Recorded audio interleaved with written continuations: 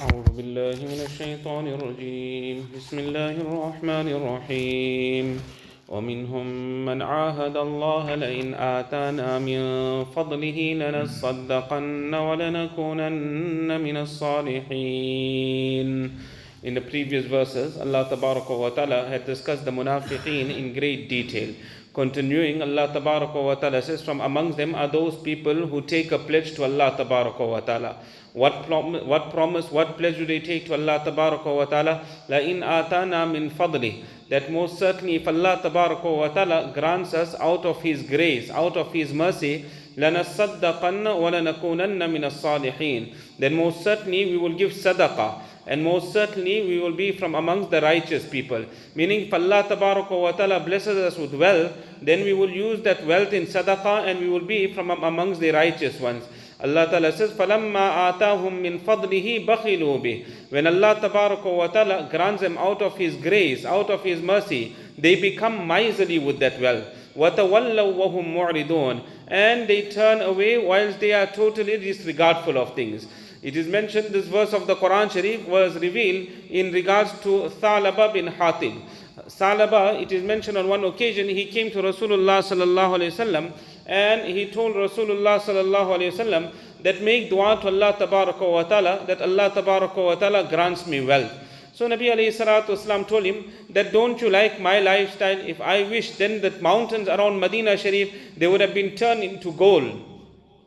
But I never chose that lifestyle. So he went away from there. After some time, he came back to Rasulullah sallallahu alaihi wasallam. Again, he made the same request that make dua to Allah tabaraka wa ta'ala, that Allah ta'ala makes me a wealthy person.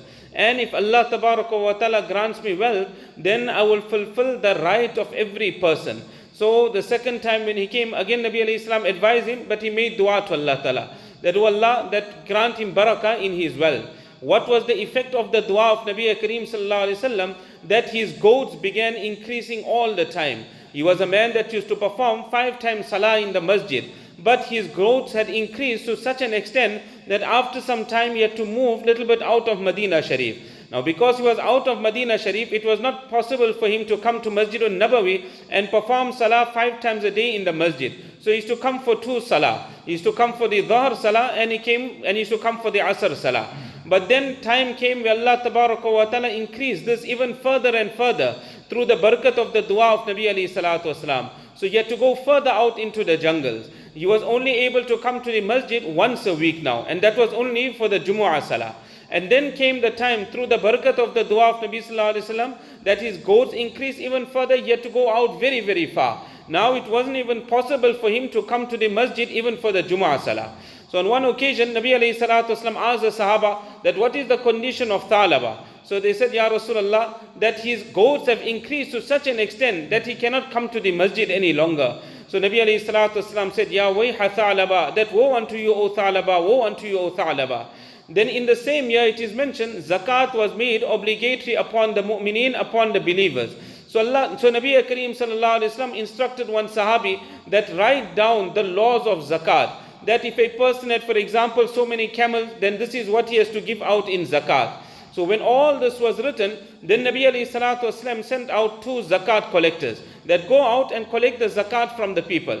So these people, when they went out, Nabi alayhi salam instructed them to go to Thalaba and to go to a person from the Banu Sulaim tribe.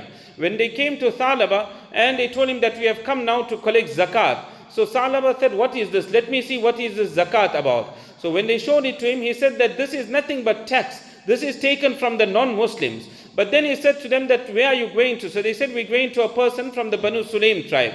So he said, let me think about it. You go to this person. When you are returning, come back to me and stop here.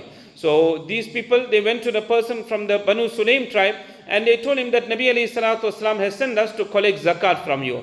So this person, he took out the best animal that he had and he gave this to them in zakat. So the zakat collectors told him that in zakat we have been taught that we don't take that which is the most superior also, neither do we take what is most inferior also. We will always take an average animal. So you don't have to give the best animal, give us an average animal. So he said, no, happily, from my heart I am giving you this animal. So it is mentioned that these people now they were returning. They took that animal and they were returning. They came back to Thalaba. Again he said, let me look at it. He looked at it and again he said, this is nothing but tax. And this is taken from the non-Muslims. So he said, you go, let me think about it, I'll decide about this matter and I'll come back to Nabi alayhi salatu wasalam. So these people, they returned to Medina Sharif. As they entered Madinatul Munawwara, from a distance Nabi alayhi salatu wasalam sees them and he says, Ya wayha Thalaba, that woe unto Thalaba, Ya wayha Thalaba, Ya wayha Thalaba, 3 times. That woe unto Thalaba. There was one person that was a relative of Thalaba that was sitting in that gathering. Immediately he got up and he went in search of his relative Thalaba. And he told him that, what have you done? That in regards to you, Nabi alayhi salatu wasalam mentioned this. And it is on this occasion that these verses of the Quran Sharif were revealed. Now when this relative informed him, he brought his zakat and he came to Nabi alayhi salatu wasalam. When he offered it to Nabi alayhi salam, Nabi sallallahu alayhi wasallam refused to accept his zakat.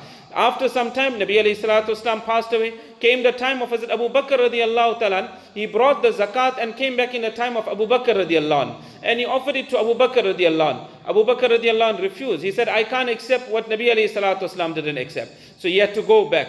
After the Khilafat of Abu Bakr radiallahu ta'ala, Umar radiallahu anh became Khalifa. He came back with the zakat. He offered it to Umar radiallahu ta'ala. Umar radiallahu anh said, Nabi sallallahu alayhi wa sallam didn't accept. Abu Bakr didn't accept. I'm not going to accept it as well.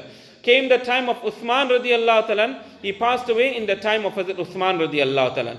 So this is what Allah ta'ala refers to over here, that some of them, they make a promise to Allah that if you give us wealth to Allah, we will give a lot of sadaqah. We will be from amongst the righteous people.